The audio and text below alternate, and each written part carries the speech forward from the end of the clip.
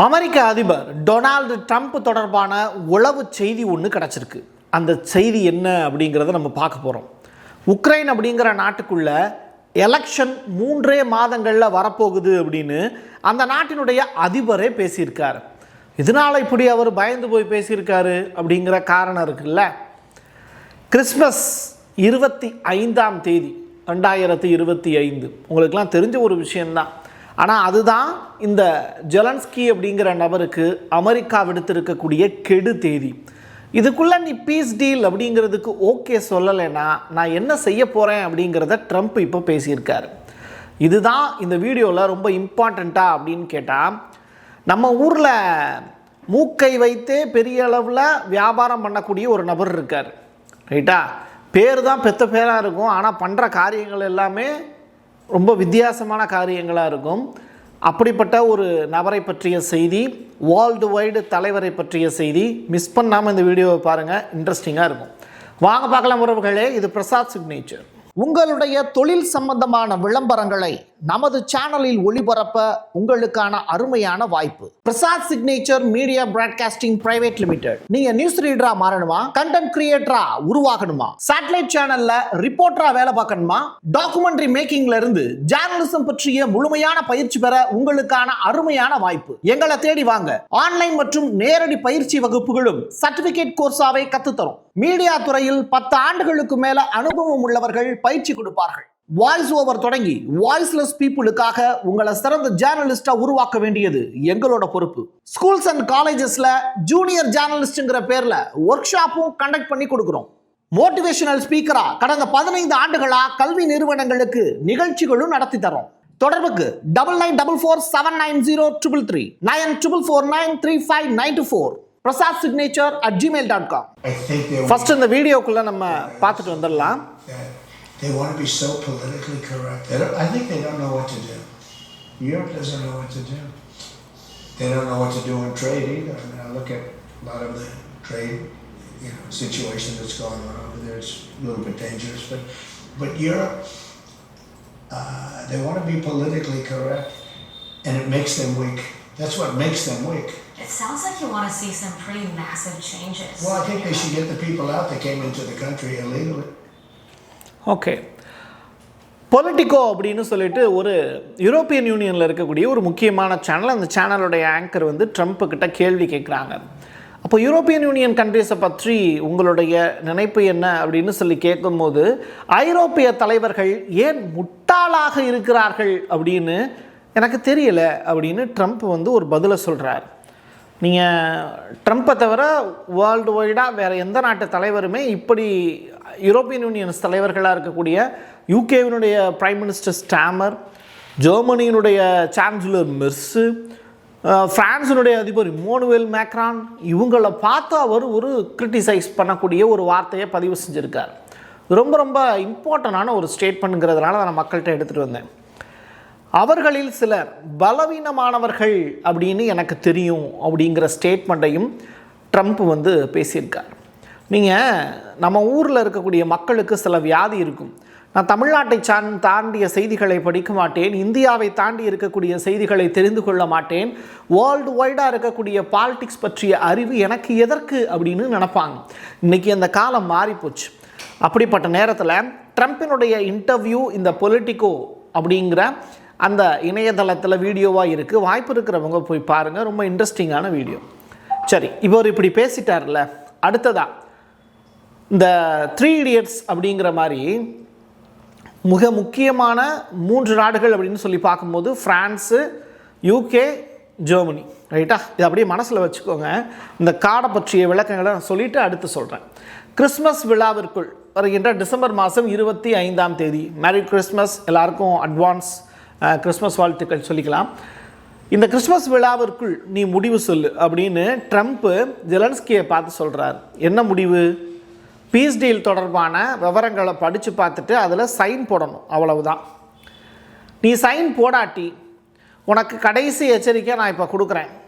நீ மட்டும் டிசம்பர் மாதம் 25ஆம் தேதி இந்த யூரோப்பியன் யூனியன் முட்டாள்களோடலாம் சேர்ந்துக்கிட்டு நாட்டோவில் உறுப்பினராக போகிறேன்னு சொல்லி இருக்கிற பணத்தை பூரா திருடி திங்கிற வேலையெல்லாம் பார்த்துக்கிட்டு இருந்த அப்படின்னா உனக்கு கடைசி எச்சரிக்கை டிசம்பர் 25 தான். அதுக்கப்புறம் பார்த்துக்க அண்ணனாக இருக்க மாட்டேன்டா அப்படின்னு.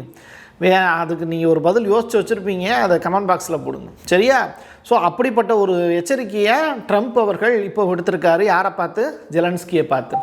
இதுக்கெல்லாம் 5 ஆளா ஜெலன்ஸ்கி அப்படின்னு கேட்டால் அது வேற கதை. பட் இந்த வீடியோ ரொம்ப இன்ட்ரெஸ்டிங்கான வீடியோ, பாருங்கள். Let me begin by welcoming you all to Downing Street. Thank you very much. Vladimir, very good to see you here.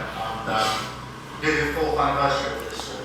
என்ன பண்ணாருன்னு பார்த்தீங்கல்ல, மறுபடியும் கூட ப்ளே பண்ணுறேன் பாருங்கள். Let me begin by welcoming பேசிக்கிட்டு இருக்காங்க, மூக்கு சிந்திக்கிட்டு இருக்காப்புல.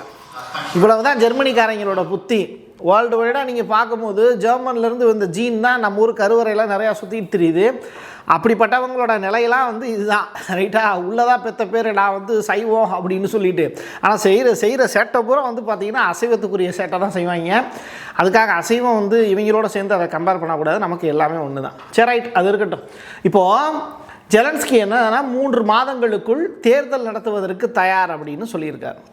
ஒரு ப்ரெஸ் மீட்டை எப்படி அவங்க 3 பேர் 4 பேர் சேர்ந்து ஹேண்டில் பண்ணியிருக்காங்கிற லட்சணத்தை வச்ச தெரியும் அவங்க 4 பேர் வந்து என்ன மாதிரியான வேர்ல்டு லீடர்ஸ்னு. நீங்கள் தான் யோசிக்கிறீங்க, இவங்கெல்லாம் வேர்ல்டுலேயே ரொம்ப கோட்டு சூட்லாம் போட்டிருக்காங்க, ரொம்ப உக்கிரமானவங்களாக இருப்பாங்க இவ்வளோ அப்படின்னு. அதெல்லாம் கிடையாது, சரியான காமெடி பீஸுக்கு தான் அந்த 4 பேருமே உட்காந்துருந்தது. அதில் ஒன்று தான் இது. பார்த்தீங்கன்னா 3 மாதத்துக்குள்ளே தேர்தலை நடத்துறதுக்கு தயார் அப்படின்னு சொல்லிட்டாங்க. உக்ரைனுடைய அதிபர் திடீர் அறிவிப்பு அப்படிங்கிறது ஏன் அப்படிங்கிற கொஸ்டின். கடந்த ஆண்டே அவருடைய பதவி காலம் முடிஞ்சு போச்சு. யார்? ஜெலன்ஸ்கிங்கிற நபருடைய பதவி காலம் முடிஞ்சு போச்சு. இன்ன வரைக்கும் ஊரை ஏமாற்றி திண்டுக்கிட்டு இருக்காருங்கிறது உண்மையான விஷயம். இப்போ நாடாக போய் பெக்கர் பெல் இவர் பேர், இன்னொரு பேர், அந்த அளவுக்கு வந்து பிச்சை எடுத்தே சாப்பிட்டுக்கிட்டு இருக்காரு. இவருடைய அதிகாரிகள் எல்லாமே ஊழல் குற்றச்சாட்டில் கைதாகி உள்ளே போயிட்டுருக்காங்க. தனக்கு கீழே இருக்கக்கூடிய அதிகாரிகளே இந்த வேலை பார்க்குறாருன்னா இவர் எப்படிப்பட்ட நபராக இருப்பாருன்னு நீங்கள் யோசிச்சு பார்த்துக்கோங்க. ஸோ இதுதான். ஸோ எலெக்ஷனுக்கு நான் ரெடி அப்படின்னு சொல்லிட்டார். கிரிமியா வேண்டும் அப்படின்னு ஜெலன்ஸ்கி இப்போது புதுசாக ஒரு குதிக்கிறாப்புல. நாட்டோவில் சேர வேண்டும், இது முடியாத ஒன்று. இதை யார் சொல்கிறா? ஜெலன்ஸ்கி தோற்று கொண்டிருக்கிறார் அப்படிங்கிற ஸ்டேட்மெண்ட் அந்த பொலிட்டிக்கோங்கிற இன்டர்வியூவில் ட்ரம்ப் பேசியிருக்கார். இதுதான் ரொம்ப இம்பார்ட்டண்ட். சீரியஸான இஷ்யூ அப்படின்னா ரஷ்ய அதிபர் புட்டினும் டொனால்டு ட்ரம்ப்பும் பேசினாங்கன்னா சீரியஸ். அந்த பார்த்தீங்கல்ல காட்சி, மூக்கு சந்திக்கிட்டு இருக்கக்கூடிய சின்ன பசங்களெல்லாம் கூப்பிட்டு வச்சு பேட்டி எடுத்து அதை ஒரு வீடியோவை எடுத்து பிபிசி மாதிரியான உருப்படி இல்லாத சேனல்கள் எல்லாம் போட்டுக்கிட்டு இருக்காங்க. பிபிசி ஒரு காலகட்டத்தில் பெரிய அளவில் பேசு பொருளாக இருந்த சேனல். இன்றைக்கி அங்கே இருக்கக்கூடிய எம்ப்ளாயீஸ்லாம் ரொம்ப வந்து ஜேர்னலிசம்னா என்னன்னே தெரியாத ரிப்போர்ட்டர்ஸ்லாம் அங்கே இருக்காங்க. காரணம் என்னென்னா அங்கே இருக்கக்கூடிய பிரைம் மினிஸ்டர், அந்த மாதிரி அந்த நாட்டுக்கு கீழே இருக்கக்கூடிய தலைவர்கள், அதுக்கு அடுத்த படிநிலைகளில் இருக்கிறவங்களும் அதே மாதிரி தான் இருப்பாங்க. எது எப்படியோ அது போனால் போயிட்டு போகுது. புட்டின் தெளிவான அரசியல் பாதை கொண்டவர் அப்படின்னு யார் சொல்லியிருக்கா? ட்ரம்ப் சொல்லியிருக்கார். நீங்கள் வேர்ல்டு வைடாக நடக்கக்கூடிய பாலிடிக்ஸை ஒட்டுமொத்தமாக நீங்கள் தெரிஞ்சு வச்சுக்கிட்டீங்கன்னா விமர்சனங்கள் யார் மீது வைக்கணும், யார் மீது வைக்கக்கூடாது அப்படிங்கிறது தெளிவாக தெரியும். நீங்கள் புட்டின் மேலே விமர்சனம் வைக்கக்கூடிய அளவிற்கு அவர் எந்த ஒரு காரியத்தையும் இது வரைக்கும் செய்யலை. பட் ஜெலன்ஸ்கி மேலே விமர்சனம் வைக்கக்கூடிய அளவிற்கு அவர் ஏகப்பட்ட காரியத்தை செஞ்சுருக்கார். 2022 போர் தொடங்கிறதுக்கு முன்னாடியே ஜெலன்ஸ்கி புட்டின் இந்த 2 பேருக்கு இடையிலான மீட்டிங் நடந்தப்போ ஜெலன்ஸ்கி என்ன தெரியுமா சொல்லியிருந்தார்? நிறையா காசு சம்பாதிக்கணும்னு ஆசைப்பட்றேன், அதனால் யூரோப்பியன் யூனியன் லீடர்ஸ்லாம் எனக்கு கொடுத்துருக்கக்கூடிய ஐடியா, நாட்டோவில் நீ மெம்பர் ஆகிறதுக்கு மட்டும் முயற்சி பண்ணு, உனக்கு தேவையான ரூபாலாம் வந்துடும் அப்படின்னு சொல்லிட்டு ஆக்சியோஸ் ஒரு ரிப்போர்ட் ஒன்று வெளியிட்டிருந்தது. அது ட்ரம்ப்பு ப்ளஸ் புட்டின் இவங்க 2 பேருக்கும் தெரியும். அது ரிலேட்டடான இன்ஃபர்மேஷனும் நீங்கள் நெட்டில் தேடி பார்த்தீங்கன்னா கிடைக்கும். அந்த அளவிற்கு ஓப்பன் ஸ்டேட்மெண்ட்டாக ஒரு இன்ஃபர்மேஷனை சொல்லி அதுக்கப்புறம் ஸ்பெஷல் மிலிட்ரி ஆப்ரேஷன் சொல்லிட்டு புட்டின் அவர்கள் நடத்தக்கூடிய இந்த ஆப்ரேஷன் தான் இன்ன வரைக்கும் 3 இல்லை ப்ளஸ் 4வது ஆண்டுகளாக தொடங்கி நடந்துக்கிட்டு இருக்கக்கூடிய ஒரு பிரம்மாண்ட போர். ரைட்டா? மகாபாரதம் கூட 18 நாளில் நடந்துருச்சு. இவங்க 4 வருஷமாக போர் பண்ணிகிட்டு இருக்காங்க. எது எப்படியோ அடுத்ததான் ஜெலன்ஸ்கி யார்கிட்ட போயிருக்காருன்னா போப் கிட்ட போயிருக்காரு.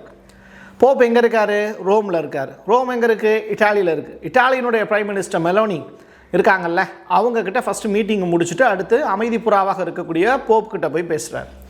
எந்த ஒரு சமாதான பேச்சுவார்த்தையிலையுமே தம்பி ஐரோப்பா இருக்கணும்ப்பா, அப்போ தான் நல்லாயிருக்கும் அப்படின்னு போப் வந்து ரெக்வஸ்ட் சொல்லியிருக்கார்.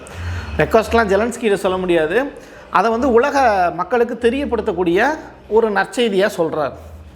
போப் லியோ புதியதொரு தகவலை பரிமாறியிருக்கார். என்ன தகவல்? ஐரோப்பா எந்த ஒரு டிசிஷன் எடுத்தாலும் அதில் நாங்கள் இருக்கணும், அப்போ தான் எங்களுக்கு மரியாதை அப்படின்னு பேசியிருக்காரு. நீங்கள் வேர்ல்டு வைடாக மேப்பை சரியாக கவனிச்சிங்கன்னா ஜெர்மனி, போலந்து, பெலாரஸு, உக்ரைன். அப்போது உக்ரைனுக்கு பக்கத்தில் என்ன இருக்குது? போலந்து இருக்குது. இன்னொரு நகரம் வந்து மால்டோவா, ரொமானியா. இவங்க 2 நாடு தான் இப்போ பயந்துக்கிட்டு இருக்காங்க. ஸ்லோவேக்கியாவும் பக்கத்தில் இருக்குது, ஹங்கேரி பக்கத்தில் இருக்குது. ரைட்டா? இப்போ இந்த போலந்துங்கிற நாடு தொடர்ச்சியாக என்ன பண்ணுறாங்க? உக்ரைனுக்கு ஆயுதங்களை நாட்டோ கிட்ட இருந்து வாங்கி அந்த உக்ரைனுக்கு கொடுத்துட்ருக்காங்க. இப்போ கொடுக்கக்கூடிய ஒரு விஷயத்தில் MiG-29ங்கிற ஜெட் விமானத்தை அவங்க அனுப்பி வைக்க போகிறதா தகவல் வழியாக இருக்குது. ட்ரோன்களுக்கு அதிக அளவில் செலவாகிறதுனால இந்த MiG ஜெட் விமானங்களை உக்ரைனுக்கு அனுப்புகிறாங்க அப்படிங்கிறது தான் லேட்டஸ்ட்டாக கிடச்சிருக்கக்கூடிய தகவல். கடைசி நேரம் நெருங்கிருச்சு, எதுக்கு ட்ரோன்லாம் அதிகமான அளவில் செலவில் அனுப்பணும், MiG அனுப்பிச்சி விடுவோம், வீழ்ந்தால் வீழட்டும், வாழ்ந்தால் வாழட்டும் MiG ஜெட் விமானங்கள் அப்படிங்கிற கணக்கில் இப்போ போலந்து அனுப்பிச்சி வச்சுருக்காங்க. பார்ப்போம் அடுத்து என்ன நடக்க போகுது அப்படின்னு. கடைசியாக ஒரு விஷயம், லூகாயில் அப்படின்னு சொல்லிட்டு ஒரு ரஷ்ய நிறுவனம், எண்ணெய் நிறுவனம். அந்த எண்ணெய் நிறுவனத்துக்கிட்ட அமெரிக்காவும் வியாபாரம்லாம் பண்ணிக்கிட்டு இருந்தாங்க. இப்போ இடையில நீங்கள் ரஷ்ய அதிபர் புட்டின் சொல்லியிருந்த விஷயத்தை நீங்கள் கவனிச்சிங்கன்னா தெரியும். அமெரிக்காவில் இருக்கக்கூடிய கம்பெனிகள்லாம் எங்களுடைய ரஷ்யாவுக்கு மறுபடியும் வந்து வியாபாரம் பண்ணுங்கிற ஒரு கோடு ஒன்று கொடுத்துருந்தார். அதுக்கான காரணம் என்ன அப்படின்னா, ஒரு விஷயம் இன்றைக்கி ராய்டர்ஸ் மூலிமா எக்ஸ்க்ளூசிவாக ஒரு செய்தி ஒன்று போட்டிருந்தாங்க. அதில் சொல்லியிருக்கக்கூடிய விஷயம் என்னென்னா, ரஷ்ய நிறுவனம் இந்த லுக் ஆயில் அப்படிங்கிற அந்த நிறுவனத்துக்கிட்ட பிளாக் ராக், இவங்க பெரிய கம்பெனி, மார்கன், கோல்ட்மேன், இந்த கம்பெனிஸ் எல்லாமே அதிகமான அளவில் அசட்டை இன்வெஸ்ட் பண்ணியிருக்காங்க. அந்த சொத்துக்கள் எல்லாத்தையும் ரஷ்யா இப்போ முடக்கி தான் வச்சுருக்காங்க. ஏன்னா ரஷ்ய சொத்துக்களை யூரோப்பியன் கண்ட்ரிஸ் முடக்கியிருக்காங்கல்ல. ஸோ அமெரிக்க கருவூல நிர்வாகிகள்கிட்ட இந்த கம்பெனிஸ், பிக்டெக் கம்பெனிஸ் எல்லாமே புகார் மனு ஒன்று கொடுக்குறாங்க. என்னுடைய சொத்துக்கள் எல்லாம் மீட்டெடுத்து தாங்க, 4 வருஷம் ஆகிப்போச்சு அப்படின்னு சொல்கிறாங்க. 2022க்கு முன்னதாக முதலீடு செய்த பணம் அது இன்ன வரைக்கும் பெண்டிங்கில் கிடக்கு அப்படிங்கிறது அவங்களுடைய புகார். இப்போ புரியுதா ட்ரம்ப்பு ஏன் உக்ரைனுக்கும் ரஷ்யாவுக்கும் இடையில நடக்கக்கூடிய போரை நிறுத்தணும்னு அவர் சொல்கிறாருன்னு? ஏன்னா அமெரிக்காவோட பிக்டெக் கம்பெனிஸ் எல்லாமே தன்னுடைய பணத்தை முதலீடு செஞ்சு ரஷ்யா உள்ளே போட்டு வச்சுருக்காங்க. அதை பற்றிய விஷயங்களை பெரிய அளவில் பேசாமல் ரஷ்யாவினுடைய சொத்துக்கள் யூரோப்பியன் யூனியன் கண்ட்ரீஸில் முடங்கி கிடக்குங்கிறத மட்டும் புட்டின் பெரிய அளவில் செய்தியாக மாற்றிட்டார். இன்றைக்கி அதை சுற்றிக்கிட்டு இருக்கு.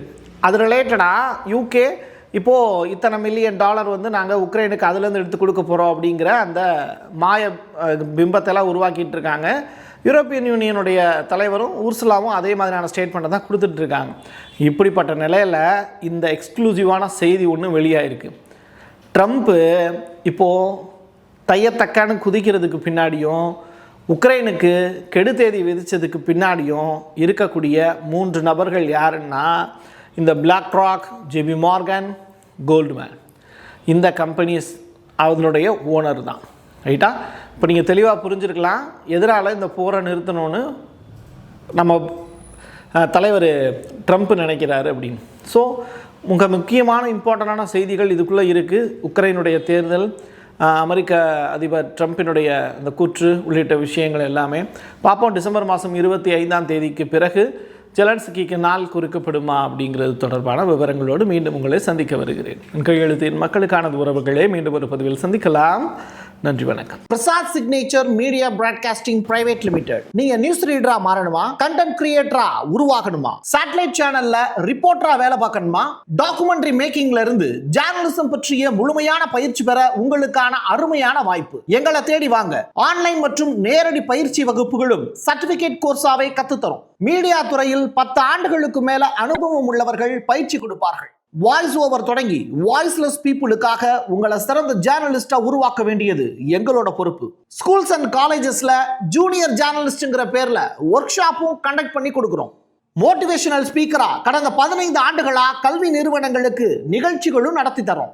தொடர்புக்கு 9944790333 94493594 prasadsignature@gmail.com. உங்களுடைய தொழில் சம்பந்தமான விளம்பரங்களை நமது சேனலில் ஒளிபரப்ப உங்களுக்கான அருமையான வாய்ப்பு.